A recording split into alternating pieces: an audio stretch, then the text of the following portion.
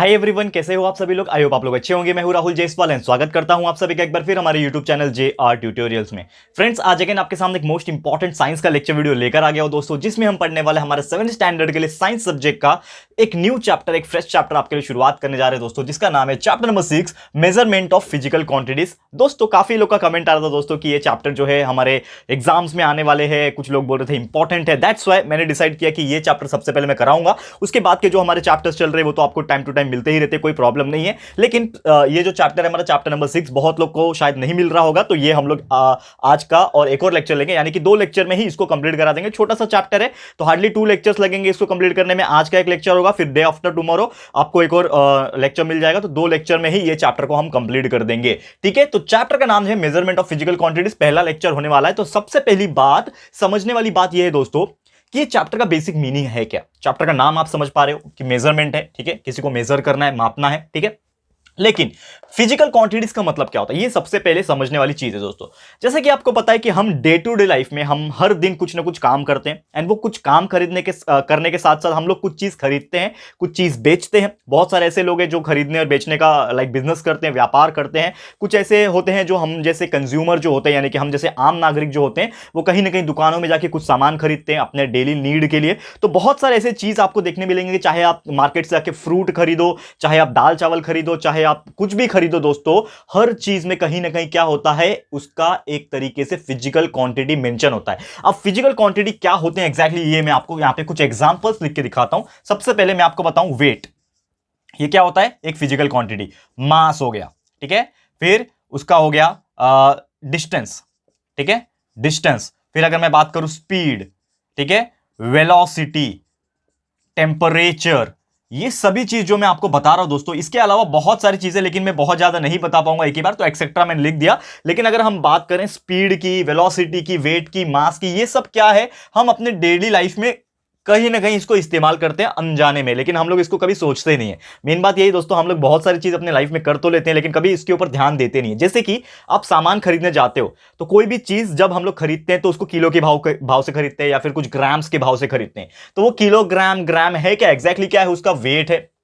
Scientist लोग कुछ major करते हैं तो वो न्यूटन के हिसाब से करते हैं, तो वो क्या होता है, उसका मास होता है। हम लोग कहीं पे भी जाते हैं, लेट्स सपोज यहां से मैं मुंबई में रहता हूं, तो मुंबई से मुझे पुणे जाना है, तो मैं बोलूंगा कि चलो ये कितना है, 200 किलोमीटर है। तो किलोमीटर क्या है, मेरा क्या है, डिस्टेंस है। हम लोग कोई भी चीज को यहां से वहां की दूरी को डिस्टेंस से मेजर करते हैं, वो हमारा किलोमीटर्स होता है। किलोमीटर, मीटर्स, बहुत सारी चीजें होती है। स्पीड, कितने स्पीड से गाड़ी चला रहे हो आप, कितने स्पीड से गाड़ी चल रही है, ये सभी चीज होता है स्पीड। फिर वेलोसिटी हो गया, ठीक है ना, गति, इसको भी वेलोसिटी को स्पीड ही बोलते हैं एक तरीके से। टेम्परेचर, आज ठंडी है, आज यार 2 डिग्री टेम्परेचर है, आज माइनस में टेम्परेचर है, तो वो हर एक चीज क्या है दोस्तों, हमारा फिजिकल क्वांटिटी है। और यही तो हम लोग को इस पर्टिकुलर चैप्टर में पढ़ना है, फिजिकल क्वांटिटी में। क्लियर है दोस्तों। तो there are so many types of physical quantities which we are using in our day to day life. हम हर दिन अपने लाइफ में कहीं ना कहीं इसका इस्तेमाल करते हो, और हर एक जो फिजिकल क्वांटिटीज होते हैं दोस्तों, उसका एक मैग्नीट्यूड होता है, यानी कि उसका एक वैल्यू होता है। जैसे कि अगर मुझे यहां से वहां जाना है, स्टेशन जाना है, ठीक है, रेलवे स्टेशन मुझे जाना है, तो मैं बोलूंगा कि मेरे घर से जो रेलवे स्टेशन है वो 10 किलोमीटर दूर है। तो मैंने क्या बोला, 10 किलोमीटर। तो किलोमीटर तो चलो यूनिट हो गया, किलोमीटर क्या है, मेरा फिजिकल क्वांटिटी है, लेकिन उसका एक वैल्यू भी होगा, मैग्नीट्यूड होगा। तो मैंने बोल दिया कि उसका कितना दूरी है, 10 किलोमीटर। तो जो ये 10 जो मैं यूज कर रहा हूं, चाहे कितना भी हो, आपके घर से 1 किलोमीटर क्यों ना हो, 10 किलोमीटर, 50 किलोमीटर क्यों ना हो, लेकिन जो भी आप वैल्यू यूज कर रहे हो, वो उसका क्या रहता है, वैल्यू। और उसको हमारे फिजिकल लैंग्वेज में, यानी कि साइंस का जो लैंग्वेज है उसके हिसाब से हम लोग बोलते हैं उसको मैग्नीट्यूड, यानी कि उसका मैग्नीट्यूड कितना है, 10, ये हम लोग बोल सकते हैं। क्लियर है दोस्तों। तो ये कुछ था बेसिक चीज है, ये मैंने आपको उम्मीद करता हूं एक्सप्लेन कर दिया, ठीक है। तो ये आपको समझ में आ गया होगा। अब यहां पे जो फिजिकल क्वांटिटी होते हैं वो 2 तरीके से हो सकते हैं, ठीक है। फिजिकल क्वांटिटी जो होते हैं वो क्या होते हैं, 2 तरीके से हो सकते हैं। पहला जो फिजिकल क्वांटिटी है वो होता है आपका एक तरीके से बोल सकते हो स्केलर क्वांटिटी, एंड दूसरा होता है वेक्टर क्वांटिटी। तो ये जो स्केलर क्वांटिटी और वेक्टर क्वांटिटी एग्जैक्टली है क्या, ये मैं आपको बताऊंगा। लेकिन इसके पहले मैं ये छोटा सा चीज जो मैंने एग्जांपल आपको लिखा है, ये रफ कर देता हूं ताकि आपको चीजें क्लियर हो जाए, ठीक है। ध्यान से देखिएगा दोस्तों, बहुत ही शॉर्ट लेक्चर हो सकता है और बहुत ही कीमती लेक्चर है, क्योंकि क्या होता है ना कि हम लोग बहुत सारी छोटी छोटी चीज अपने लाइफ में नजरअंदाज करते हैं। तो इसीलिए ये चैप्टर आपके लिए बनाया गया है ताकि आपको बहुत सारी चीजें समझा सके। तो जैसे मैंने बोला कि जो फिजिकल क्वांटिटी होते हैं वो 2 टाइप के होते हैं। सबसे पहला जो टाइप होता है वो होता है दोस्तों स्केलर क्वांटिटी। स्केलर क्वांटिटी, अब ये स्केलर क्वांटिटी का मतलब क्या होता है, जैसे मैंने बोला there are so many types of physical quantity, और उसका क्या होता है, मैग्नीट्यूड, यानी कि एक वैल्यू होता है। तो अगर मैं आपको बात बोलूं कि अगर कोई भी ऐसा फिजिकल क्वांटिटी है जिसमें सिर्फ और सिर्फ मैग्नीट्यूड होगा, मैग्नीट्यूड यानी उसका सिर्फ और सिर्फ क्या दिया रहेगा, वैल्यू दिया रहेगा, उसका डायरेक्शन नहीं दिया रहेगा, यानी कि कौन से डायरेक्शन में जा रहा है, क्या उसका रूट है, रूटीन क्या है, उसका पर्टिकुलर डायरेक्शन क्या है, ये अगर नहीं पता है हमें, सिर्फ उसका वैल्यू पता है, तो वो जो फिजिकल क्वांटिटी होंगे उसको हम लोग क्या बोलेंगे, that physical quantity is called as the scalar physical quantity, या फिर डायरेक्टली बोल सकते हो कि आप उसको क्या बोलोगे, स्केलर क्वांटिटी बोलोगे। क्लियर है, क्या बोल सकते हैं उसको, स्केलर क्वांटिटी, यानी कि सिर्फ और सिर्फ उसका वैल्यू दिया है। जैसे कि अगर मैं बात करूं, बहुत सारी चीजें हमारे पास, जैसे कि लेंथ, ठीक है, अब लेंथ है तो लेंथ में बोलूंगा, समझ लो किसी भी चीज का लेंथ है, जैसे कि आपको बोर्ड दिख रहा होगा, ये जो मेरा बोर्ड है ये आपको दिख रहा होगा, तो मैं बोलूंगा कि ये बोर्ड का लेंथ जो है, यानी कि लंबाई जो है, तो मैं समझ लूंगा चलो 3 फीट है, ठीक है ना, इसका मैं लंबाई बोलूंगा 3 फीट है, लेकिन इसका डायरेक्शन आपको पता है कि ये 3 फीट लंबाई किस तरह से है, ये आपको पता है क्या, यानी कि आपको डायरेक्शन नहीं पता, उसका वैल्यू खाली पता है। जैसे कि मैं बोलूंगा कि यहां से रेलवे स्टेशन 10 किलोमीटर दूर है, लेकिन वो 10 किलोमीटर कैसे डायरेक्शन में, नॉर्थ में है, ईस्ट में है, वेस्ट में है, क्या ये आपने बताया, क्या नहीं बताया। यानी कि अगर कोई भी चीज का आप सिर्फ वैल्यू बताते हो, उसका डायरेक्शन नहीं बताते हो, तो वो चीज क्या होती है, वो जो फिजिकल क्वांटिटी रहेगी, जैसे कि लेंथ मैंने बताया, वो क्या रहेगी, scalar quantity. And also there are so many types of more example, और भी बहुत सारे एग्जांपल्स है, जैसे कि अगर मैं बात करूं, लेंथ हो गया, उसका उल्टा ब्रेड्थ होता है, ठीक है ना, ये चौड़ाई जो बोलते हैं हम लोग, ब्रेड्थ हो गया, फिर एरिया हो गया, वर्क हो गया, टाइम, डेंसिटी, टेम्परेचर, ये ऐसे कुछ फिजिकल क्वांटिटीज है जिनका कोई भी डायरेक्शन नहीं होता। जैसे कि टेम्परेचर, मैं बोलूंगा कि आज बहुत सर्दी है, लेकिन समझ लो आज मैंने बोला कि आज हमारा टेम्परेचर 2 डिग्री सेल्सियस है, तो 2 डिग्री सेल्सियस कहां है, यहां पे है, लेकिन कौन से डायरेक्शन में है, आपने डायरेक्शन उसको प्रोवाइड किया क्या, नहीं किया। इसका मतलब ये जो फिजिकल क्वांटिटीज हो जाएंगी, ये क्या हो जाएगी, स्केलर क्वांटिटी हो जाएगी। क्लियर है, तो उम्मीद करता हूं कि ये पर्टिकुलर चीज भी आपको बहुत ही आसानी से क्लियर हो गया होगा। अब चलते हैं हमारे अगले फिजिकल क्वांटिटी, जिसका नाम है सेकंड टाइप ऑफ क्वांटिटी, जिसका नाम है वेक्टर क्वांटिटी। ठीक है, इसको रफ कर लेता हूं फटाफट से। ठीक है, ये हो गया पहला क्वांटिटी। आपको बस इतना याद रखना है, बस 2 लाइन आपको याद रखना है दोस्तों, और कुछ भी याद रखने की जरूरत नहीं है, बाकी आपको कंसेप्चुअल नॉलेज तो मैंने बता ही दिया। क्या याद करना है आपको कि स्केलर क्वांटिटी क्या होता है, जिसके पास सिर्फ और सिर्फ मैग्नीट्यूड होता है, यानी कि वैल्यू होता है और डायरेक्शन नहीं होता है। सेकंड हम लोग बात करेंगे वेक्टर क्वांटिटी की, ये आप लोग को बहुत लाइफ टाइम काम आएगा। ठीक है, वेक्टर क्वांटिटी। ठीक है, अब ये वेक्टर क्वांटिटी क्या होता है, जिस प्रकार स्केलर क्वांटिटी में हमने देखा कि उसमें सिर्फ और सिर्फ मैग्नीट्यूड यानी कि वैल्यू ही रहता है, डायरेक्शन नहीं होता है, लेकिन ये जो वेक्टर क्वांटिटी है इसमें मैग्नीट्यूड भी रहता है दोस्तों, एंड साथ ही में डायरेक्शन भी होता है। तो मैग्नीट्यूड एंड डायरेक्शन दोनों ही आपस में मिले जुले रहते हैं, यानी कि ऐसे फिजिकल क्वांटिटी जिसके पास उसका वैल्यू भी हो और उसका एक डायरेक्शन भी हो, तो हम क्या बोल सकते हैं कि वो टाइप का जो फिजिकल क्वांटिटी होता है उसको हम लोग बोलेंगे वेक्टर क्वांटिटी। क्या बोलेंगे उसको हम लोग बोलेंगे कि वो क्या है, वेक्टर क्वांटिटी है। एग्जांपल्स अगर मैं आपको बताने की कोशिश करूं कि क्या ऐसे फिजिकल क्वांटिटीज है, कौन से ऐसे फिजिकल क्वांटिटीज है जो हम लोग बता सकते हैं कि वो एक वेक्टर क्वांटिटी है। जैसे कि अगर मैं बात बोलूं कि वेलोसिटी, ठीक है ना, वेलोसिटी, तो वेलोसिटी क्या होता है, एक तरीके से हमारा स्पीड होता है, यानी कि डिस्प्लेसमेंट अपॉन टाइम। इसका फॉर्मूला अगर मैं लिखाऊंगा, ये आप लोग को याद रख लेना है। वेलोसिटी का मतलब होता है डिस्प्लेसमेंट को टाइम से डिवाइड कर दो, यानी कि कितने दूर हम लोग कितने समय में पहुंचेंगे। तो कितने दूर बता रहा हूं, यानी कि मैं एक डायरेक्शन बता रहा हूं ना उसको, मैं कितने दूरी में बता रहा हूं, यानी कि मैं उसको एक डायरेक्शन दे रहा हूं कि यहां से वहां मुझे जाना है और कितने टाइम में जाना है। तो वो क्या डिसाइड कर रहा है, मेरा वैल्यू तो आ ही जाएगा। जैसे कि वेलोसिटी मैंने निकाला, समझ लो आ गया मेरा 10 मीटर पर सेकंड, समझ लो एक वेलोसिटी आ गया, लेकिन इसका डायरेक्शन आया क्या, यस डायरेक्शन भी हमारे पास, क्योंकि वी हैव द डिस्प्लेसमेंट। तो डिस्प्लेसमेंट कितना दूर है, कितने टाइम से आ रहा है, इसका मतलब क्या हो जाएगा, ये हमारा क्या है, एक तरीके से वेक्टर क्वांटिटी है। यानी कि हमारे पास वैल्यू भी मिल गया, हमारे पास डायरेक्शन भी मिल गया, इसीलिए ऐसे टाइप के फिजिकल क्वांटिटीज को हम लोग बोलते हैं vector quantity. Best example is velocity. तो वेलोसिटी हो गया, स्पीड हो गया, ठीक है, ये सभी चीज हो गया। अब जैसे कि एक और एग्जांपल यहां पे मेंशन किया हुआ है कि समझ लो 20 किलोमीटर जो है नॉर्थ की तरफ जाने बोला, एक एरोप्लेन है जो 20 किलोमीटर जा रहा है, तो 20 किलोमीटर जा रहा है, वो भी कहां बोल दिया, नॉर्थ की तरफ जाने बोल दिया, यानी कि उसका डायरेक्शन नॉर्थ की तरफ है। तो हमें वैल्यू भी दे दिया उसने कि 20 किलोमीटर हमारा वैल्यू है, मैग्नीट्यूड है, ठीक है ना, स्पीड का या फिर वेलोसिटी का, और हमें डायरेक्शन भी दे दिया कि नॉर्थ की तरफ जाना, यानी कि we also have speed here, we also have distance here, we also have direction here. तो अगर मेरा मैग्नीट्यूड यानी कि वैल्यू और डायरेक्शन दोनों चीज एक ही साथ रहता है, तो वो टाइप का फिजिकल क्वांटिटी जब रहेगा उसको हम लोग बोलेंगे vector quantity. Example velocity, speed, distance, displacement, these are all we called as vector quantity. Clear है दोस्तों? तो उम्मीद करता हूं कि ये बेसिक चीजें आपको क्लियर हो गई होगी, बहुत ही अच्छे से समझ में आ गया होगा आपको। अब चलता हूं आपको एक और बेहतरीन टॉपिक्स को एक्सप्लेन करने, जिसका नाम है दोस्तों मास और वेट। जैसा कि मैंने आपको स्टार्ट में ही बताया कैसे बहुत सारे फिजिकल क्वांटिटी जो हम लोग डे टू डे लाइफ में यूज करते हैं। तो आप हर दिन कुछ ना कुछ खरीदते होंगे, आप या फिर आपके माँ बाप या फिर हर कोई कुछ ना कुछ खरीदता है। चलो चावल खरीद लिया, गेहूं खरीद लिया, फ्रूट्स खरीद लिया, वेजिटेबल्स तो खरीदते होंगे हर दिन, आलू बटाटा कांदा जो भी है हम लोग हर दिन अपने लाइफ में खरीदते हैं। तो वो वेट के हिसाब से खरीदते हैं। तो हमेशा एक कंफ्यूजन रहता है लोगों के दिमाग में कि एक फिजिकल क्वांटिटी होता है वेट, इसका मतलब भी वजन होता है, और दूसरा फिजिकल क्वांटिटी होता है जिसका होता है नाम मास, और इसका मतलब भी वजन होता है। यानी कि दोनों का मतलब ही वजन है। यानी कि मास बोलते हो ना आप कि कितना भारी है, वेट मतलब कितना भारी है, तो वजन ही होता है। लेकिन उसमें दोनों में फर्क क्या है, ये दोनों में आपको मैं एक्सप्लेन करने की कोशिश करूंगा। ठीक है, तो अगर मैं बात करूं सबसे पहले मास की, ठीक है ना, सबसे पहले मैं बात करूंगा मास की। तो मास का मतलब होता है वजन, ठीक है, उसका वैल्यू होता है। लेकिन अगर मैं आपको बात बताऊं कि मास का बेसिक मीनिंग ये होता है कि कितना अमाउंट ऑफ मैटर वो सब्सटेंस में प्रेजेंट है। यानी कि समझ लो ये मार्कर है, तो ये मार्कर का मास कितना होगा, यानी कि कितना अमाउंट ऑफ प्लास्टिक से बना हुआ ये, और उसके साथ में लीड डाला हुआ है एक बीच में, और इसके अंदर इंक भरा हुआ है। यानी कि कितना उसके अंदर जो सामान प्रेजेंट है, उसके अंदर जो मैटर प्रेजेंट है वो कितना भारी है, वो चीज का जो वैल्यू बताएगा वो रहता है हमारा मास। क्लियर है दोस्तों, ये चीज आपको समझ में आ गया होगा। और वही अगर मैं बात करूं दोस्तों कि ये जो होता है ना, अगर मैं मास की बात करूं तो कितना अमाउंट ऑफ मैटर, लिख सकता हूं मैं डेफिनेशन, अमाउंट ऑफ मैटर, ये चलो मैं लिख लेता हूं, अमाउंट ऑफ मैटर जो होता है वो हमारा मास होता है। लेकिन इसका अगर मैं बेसिक चीजें बताऊं तो it is a scalar quantity. क्या होता है मास जो है, एक स्केलर क्वांटिटी है।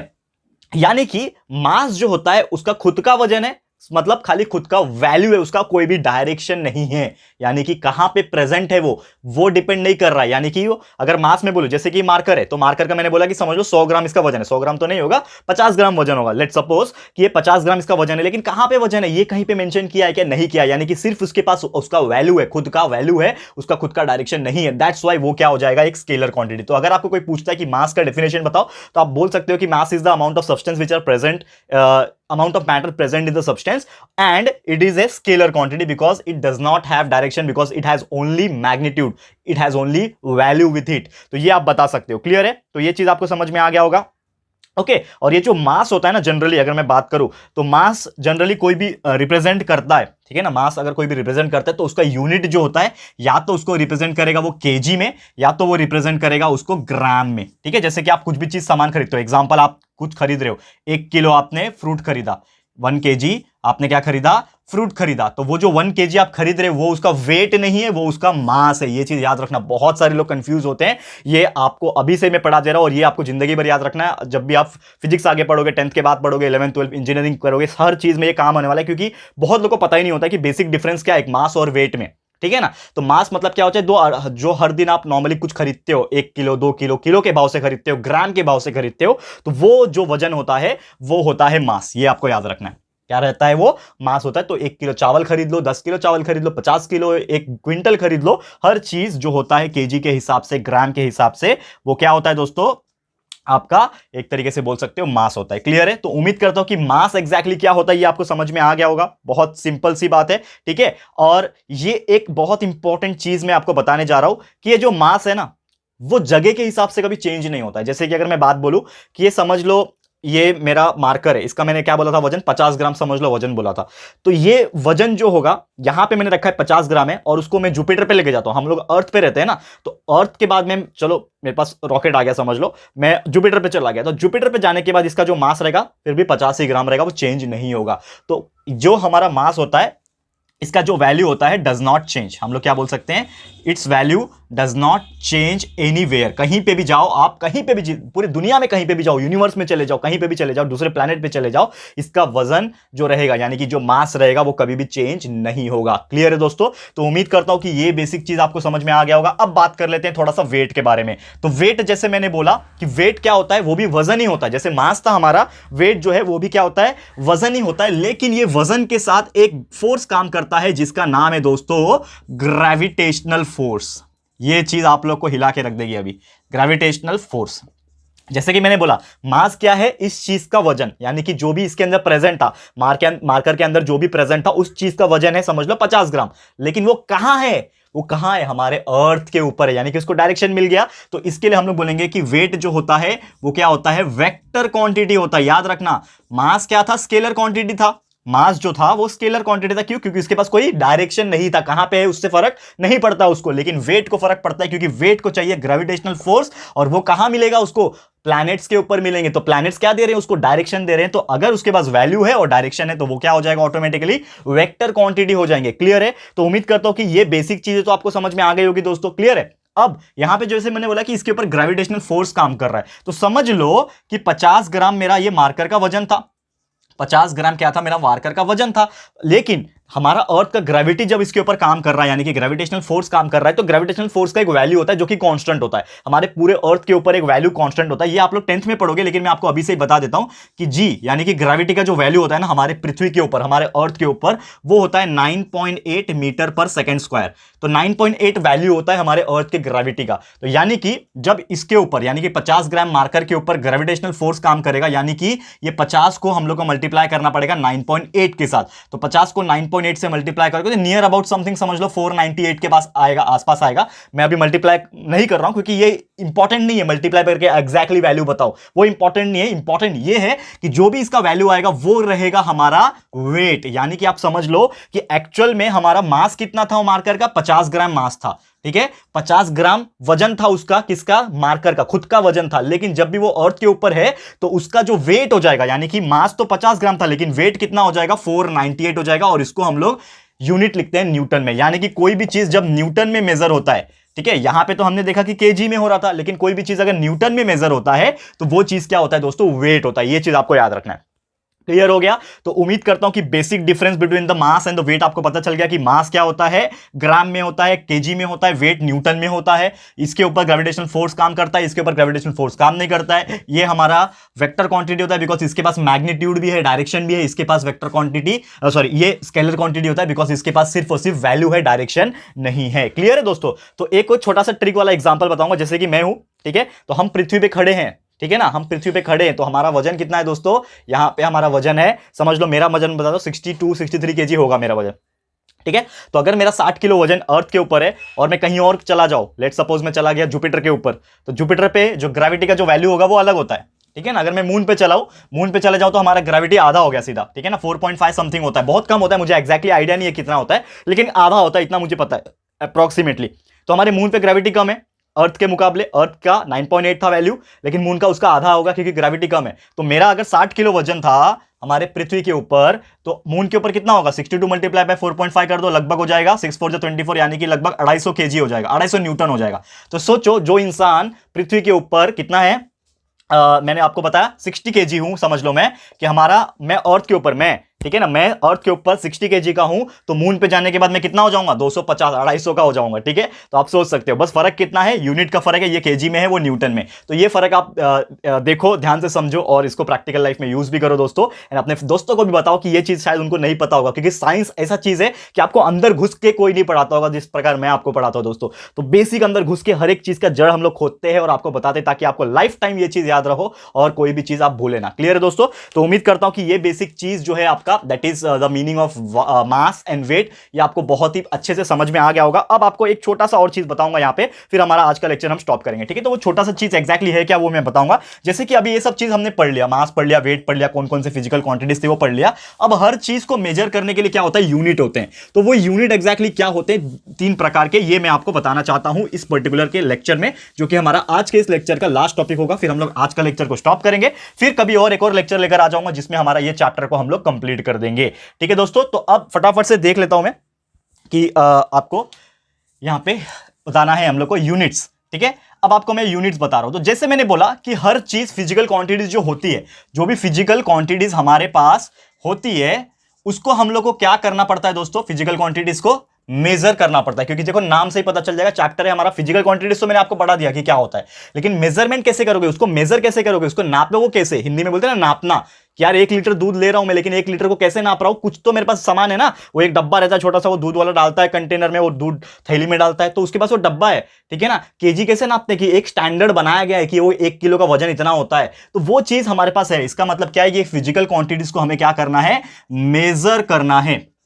अब वो मेजर एग्जैक्टली कैसे करते हैं वो फिलहाल मैं अभी आपको नहीं बताऊंगा, लेकिन मैं बताऊंगा कि मेजर करने के बाद किस चीज में हम लोग उसको टर्म करते हैं, यूनिट्स के टर्म में टर्म करते हैं। तो यूनिट्स कौन कौन से होते हैं, 3 प्रकार के बेसिक यूनिट होते हैं। एक होता है आपका एमकेएस यूनिट, ठीक है, एमकेएस यूनिट सिस्टम, ठीक है। दूसरा होता है आपका सीजीएस, ठीक है, सीजीएस यूनिट सिस्टम, ठीक है, CG कैपिटल लिख देता हूं यहां पे, CGS यूनिट सिस्टम। और तीसरा जो होता है मोस्ट इंपॉर्टेंट, जिसको हम लोग बोलते हैं SI यूनिट सिस्टम। ये अभी मैं आपको शॉर्ट में एक्सप्लेन करने वाला हूं कि ये एग्जैक्टली क्या होता है। फिर हम लोग का जो अगला लेक्चर आएगा उसमें इसी के ऊपर थोड़ा सा और डिटेल के अंदर घुसेंगे हम लोग, फिर आपको समझाने की कोशिश करेंगे। ठीक है दोस्तों, तो ये आपको थोड़ा समझना पड़ेगा। जैसे कि हम लोग कोई भी चीज को मेजर करने, जैसे दुकान में हम लोग जाते हैं, मैं बोलूंगा मुझे 1 kg शक्कर दो, तो वो 1 kg शक्कर होगा वो क्या कैसे देगा, अपना जो वेइंग मशीन होगा। पहले के जमाने में तराजू चलता था जिसमें एक साइड वजन रखते थे, दूसरे साइड सामान रखते थे, लेकिन आज के टाइम में इलेक्ट्रॉनिक आ गया कि सीधा सीधा आप सामान उसके ऊपर रख दो, उसके ऊपर रीडिंग आ जाएगा। तो वो तो इलेक्ट्रॉनिक है, वो हम लोग चर्चा थोड़ा बाद में करेंगे, लेकिन हम लोग बात करेंगे हमारे यूनिट्स की।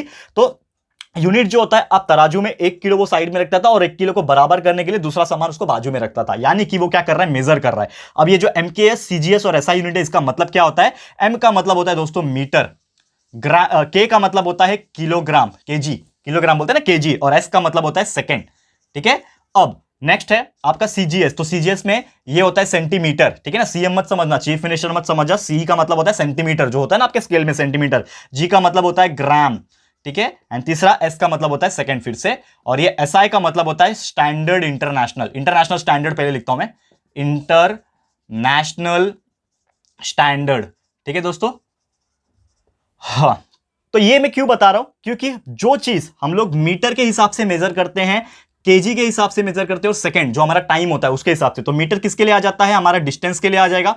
ठीक है, केजी किसके लिए आता है, हमारा वेट या फिर मास के लिए आ जाता है। ठीक है ना, मास या फिर वेट बोल लो, वेट तो नहीं लेंगे क्योंकि न्यूटन में हो जाएगा, मास के लिए आ जाता है। और सेकंड हमारा आ जाता है टाइम के लिए। तो अगर हम लोग डिस्टेंस डिस्प्लेसमेंट के लिए मेजर ले रहे हैं मीटर का, वेट या फिर मास के लिए केजी ले रहे हैं, टाइम के लिए सेकंड ले रहे हैं, तो वो जो टाइप का मेजरमेंट सिस्टम होगा, जो यूनिट होगा, उसको हम लोग बोलते हैं MKS यूनिट सिस्टम। सेकंड जो है यहां पे सेंटीमीटर है, सेंटीमीटर अगेन डिस्टेंस के लिए हो जाएगा, ग्राम वेट के लिए या फिर मास के लिए, सेकंड फिर से टाइम के लिए। तो अगर मैं सेंटीमीटर ले रहा हूं, ग्राम ले रहा हूं, तो वो मेरा CGS सिस्टम का यूनिट है, और SI मेरा इंटरनेशनल सिस्टम होता है, जो कि हम लोग एक्सप्लेन करेंगे आपको अगले लेक्चर में। क्लियर है दोस्तों, तो उम्मीद करता हूं कि ये बेसिक चीजें आपको समझ में आ गई होगी। बहुत सिंपल सा यहां में मैंने आपको बताने की कोशिश की है। तो आपको बस नॉर्मली मैं कुछ एक तरीके से होमवर्क देना चाहता हूं छोटा सा, कि ये आप लोग जरूर से कंप्लीट करके दिखाओ। ठीक है ना, और मैं चाहूंगा कि आप लोग जरूर से इसको कंप्लीट करके हमारे कमेंट बॉक्स में आप कमेंट करो कि आपने ये चीज किया कि नहीं किया, और आपको ये चीज आया कि नहीं आया। प्लीज ये फटाफट से कमेंट करके बताना दोस्तों हमें। ठीक है ना, अब यहां पे मैं आपको जो होमवर्क मैं आपको देना चाह रहा था, ये मैं आपको बताऊंगा। ठीक है, तो जैसे कि हमारे पास कुछ फिजिकल क्वांटिटी है, मास है। ठीक है, मास हो गया, डिस्टेंस हो गया, मास, डिस्टेंस, टाइम और स्पीड। ठीक है, टाइम और स्पीड, ये चार मैं फिजिकल क्वांटिटी आपको दे रहा हूं, और आपको ये सभी के ना यूनिट्स लिख के दिखाने हैं। ठीक है ना, किसके यूनिट दिखाने हैं, MKS में दिखाने हैं, यानी कि दो सिस्टम में आपको यूनिट्स लिख के दिखाने हैं इसके।